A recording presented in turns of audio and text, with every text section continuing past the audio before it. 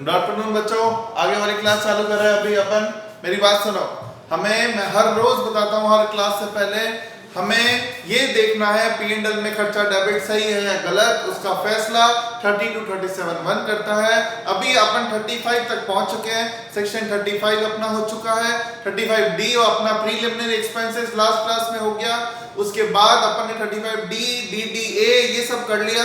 अब 35 के दो सेक्शन लास्ट बचे हैं, that is 35AB, ABB and ABA। ये तीन सेक्शंस अपन करते हैं। इसके बाद 35 पूरा हो जाएगा, फिर अपन 36 की तरफ चलेंगे जो थोड़ा बड़ा सेक्शन भी है। अब ये कौन से खर्चे अलाउड करता है, सुनो बच्चों। ये है सेक्शन 35AD। बहुत ध्यान से सुनना बच्चों।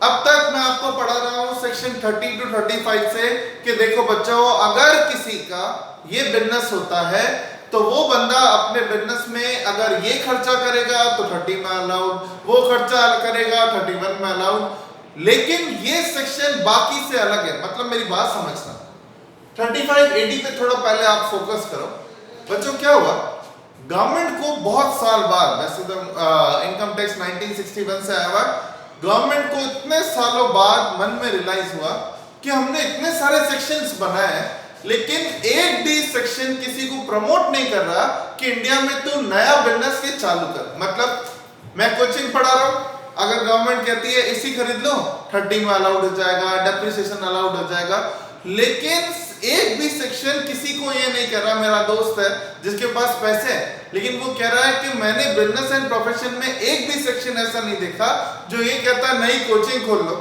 नया होटल खोल लो, नया हॉस्पिटल बना लो।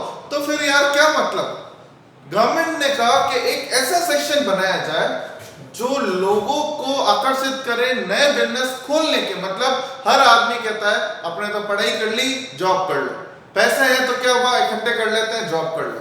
लेकिन गवर्नमेंट कहती है अब अपन एक ऐसा सेक्शन बनाते हैं जो ये कहेगा लोगों को आपके पास पैसे हैं, आप हमारे बताए गए नए बिजनेस चालू करो, हमारे बताए गए। ठीक है, गवर्नमेंट ने इनिशियली 5 नए बिजनेस ही बताए, बढ़ते बढ़ते 13-14 बिजनेस हो गए।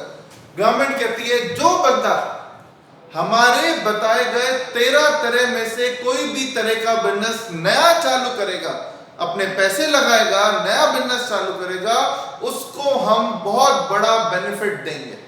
मतलब जैसे बेस्ट एग्जांपल है हॉस्पिटल्स। बच्चों आज से 5 से 7 साल पहले की बात की जाए तो गवर्नमेंट के पास हॉस्पिटल्स की या इंडिया में हॉस्पिटल्स की बहुत कमी थी। लास्ट 10 इयर्स में देखना, आपके जोधपुर में या आपके शहर के अंदर बहुत सारे हॉस्पिटल्स बढ़ गए। वो क्यों बढ़े, हॉस्पिटल्स बढ़े, बहुत ज्यादा क्वांटिटी में होटल्स बढ़ गए। वो क्यों बढ़े बच्चों, क्योंकि गवर्नमेंट ने होटल्स को, हॉस्पिटल्स को, नई नई इंडस्ट्रीज को इस सेक्शन में कवर कर दिया।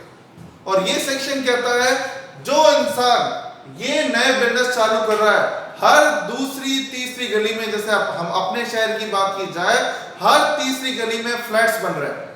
ठीक है, वो फ्लैट्स क्यों बन रहे हैं, क्योंकि लोगों को पता चला, बिजनेसमैन को पता चला अगर हम नए फ्लैट्स बनाएंगे तो गवर्नमेंट हमें इस सेक्शन का फायदा देगी। और ये सेक्शन के बेनिफिट से मान के चलो बच्चों, आपका टैक्स लगभग खत्म हो जाएगा। मतलब ये इतना बड़ा अमाउंट P&L में डेबिट करवाएगा कि आपका P&L में नेट प्रॉफिट रहेगा ही नहीं, रहेगा ही नहीं तो आपको टैक्स देना ही नहीं है। तो फिर ये सेक्शन की कंडीशन क्या है, बहुत अच्छे से सुनना। मैंने सेक्शन का ओवरव्यू समझा दिया। ये सेक्शन नए बिजनेस चालू करने पे फोकस करेगा। तो अपन को पढ़ना क्या है, वो नए बिजनेस कौन से होंगे, वो नए खर्चे कौन से होंगे, डिडक्शन कौन सा है और रिस्ट्रिक्शंस क्या है। तो फर्स्ट पॉइंट, सेक्शन 35 का नाम है इन्वेस्टमेंट। एक्सपेंडिचर नहीं है, नाम से क्या है, इन्वेस्टमेंट इन स्पेसिफाइड बिजनेस। मतलब भारत में नए तरह की गवर्नमेंट के बताए गए स्पेसिफाइड बिजनेस में क्या करो, इन्वेस्टमेंट। जो गवर्नमेंट के बताए गए बिजनेस में इन्वेस्टमेंट करेगा उसको कौन से सेक्शन का बेनिफिट मिलेगा, 35AD का। फर्स्ट पॉइंट खत्म। नेक्स्ट, कौन से खर्चे को डिडक्शन मिलेगा, या रेवेन्यू नहीं है, या केवल कौन से खर्चे मिलकर डिडक्शन मिलेगा 35AD में, कैपिटल। कैपिटल मतलब जो बहुत बड़े अमाउंट पे मशीन वगैरह इन पर जो खर्च करोगे, ठीक है, मशीन, बिल्डिंग वगैरह, इसमें देखो कौन से खर्चे का डिडक्शन मिलेगा, कैपिटल एक्सपेंडिचर। लेकिन रट के जाओगे, मल्टीपल चॉइस के लिए तो बहुत काम का है। 3 खर्चे ऐसे होंगे जो इस सेक्शन में कवर नहीं होंगे। उसमें से एक लैंड तो है ही है जो हमेशा मैं बताता हूं। नेक्स्ट है गुडविल। आपने प्रॉपर्टी का काम चालू किया, रियल एस्टेट का काम चालू किया, उसमें किसी का नाम आपने ऑक्यूपाई किया, वो गुडविल का डिडक्शन गवर्नमेंट अलाउड इस सेक्शन में नहीं करेगी। बाकी सेक्शन में बेनिफिट ले लो, ये सेक्शन है। एंड फाइनेंशियल इंस्ट्रूमेंट मतलब डिबेंचर, शेयर खरीद लिए। कहने का मतलब आप खर्चा करो बिल्डिंग पर, आप खर्चा करो मशीन पर, फर्नीचर पर, डिडक्शन अलाउड है अगर स्पेसिफाइड बिजनेस है तो, लेकिन land, goodwill and share debenture का डिडक्शन अलाउड नहीं है। पॉइंट नंबर 2 खत्म। पहला तो बता ही दिया स्पेसिफाइड बिजनेस होगा। सेकंड पॉइंट, इन चीजों का डिडक्शन मिलेगा कैपिटल का ही। Third point, lock in period 8 years. वो जो नया बिजनेस आप चालू करने वाले हो, जो गवर्नमेंट बता रही है, उसको 8 सालों तक बंद नहीं करोगे। अगर बंद कर दिया तो जो पहले फायदा दिया था उससे गवर्नमेंट वापस छीनना भी जानती है। समझ में आया? तो अगर आपने हॉस्पिटल खोला है तो अगले 8 साल तक हॉस्पिटल चलना चाहिए। पहले ही बंद कर दिया तो गवर्नमेंट वापस टैक्सेबल कर देगी जिसका फायदा पहले आपको दिया था। फोर्थ पॉइंट, कितना फायदा मिलेगा? जितना भी खर्चा आप करोगे उसका कितना परसेंट? 100%। जैसे मेरा एग्जांपल सुनना बच्चों, कोचिंग स्पेसिफाइड बिजनेस में कवर नहीं है, एक्चुअल में नहीं है। तो अब मैंने मेरी कोचिंग के लिए 2 करोड़ की बिल्डिंग खरीदी, तो बिल्डिंग का ये बिल्डिंग इस सेक्शन में कवर नहीं है, तो क्या होगा? वो जो बिल्डिंग मैंने खरीदी कोचिंग के लिए उस पर केवल डेप्रिसिएशन मिलेगा, वो भी 10%। समझ में आ रहा है? क्योंकि बिल्डिंग पर डेप्रिसिएशन रेट कितनी है? 10। तो एज अ कोचिंग इंस्टीट्यूट मुझे तो केवल फायदा कितने का मिला? पहले साल 20 लाख का। लेकिन वही 2 करोड़ रुपए एक हॉस्पिटल ने खर्चा किया, वो पहले ही साल कितना डेबिट कर देगा? 100%। ठीक है, पूरे 2 करोड़ रुपए पहले ही साल डेबिट हो जाएंगे। क्लियर? और पहले ही साल पूरे 2 करोड़ डेबिट हो गए तो आने वाले सालों तक भी मौज करो, कोई टैक्स नहीं लगेगा। नेक्स्ट पॉइंट क्या? अब जैसे कोई हॉस्पिटल है, उसने बोला कि ठीक है गवर्नमेंट कह रही है नया हॉस्पिटल खोलना है, नया हॉस्पिटल खोल लेंगे, ठीक है। लेकिन उसने कहा मेरा एक पुराना हॉस्पिटल भी है जिसमें थोड़ी बहुत पुरानी मशीन है, एक भी मशीन मैंने पुरानी मशीन जो काम नहीं आ रही, अगर वो मैंने नए हॉस्पिटल में रख दी तो क्या मुझे फायदा नहीं मिलेगा?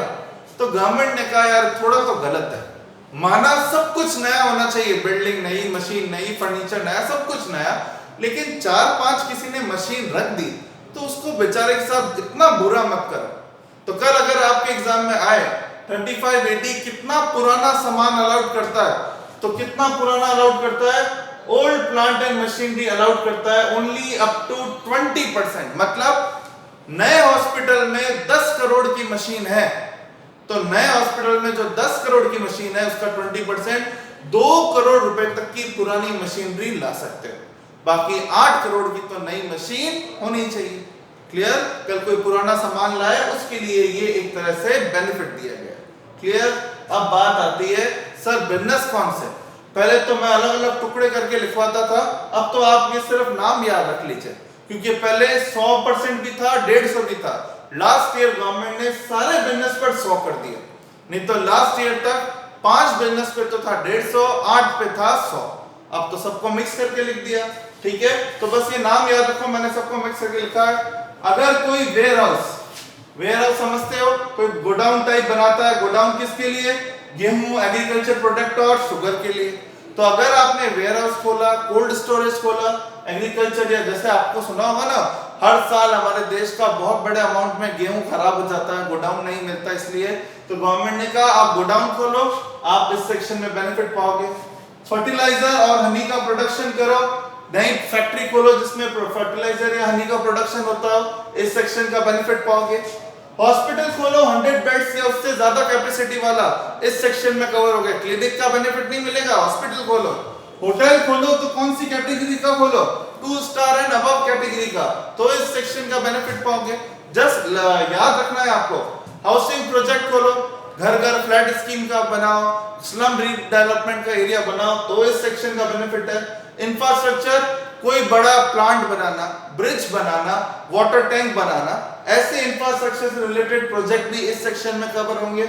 या फिर ये लास्ट है वेफर मैन्युफैक्चरिंग यूनिट और स्लरी पाइपलाइन नेटवर्क। क्या होता है, ऑयल वगैरह के लिए या फिर इंपॉर्टेंट जो ये केमिकल गैसेस वगैरह के लिए पाइपलाइन नेटवर्क बनाना, ऐसा कोई बिजनेस आप करोगे तो इस सेक्शन में कवर होगा।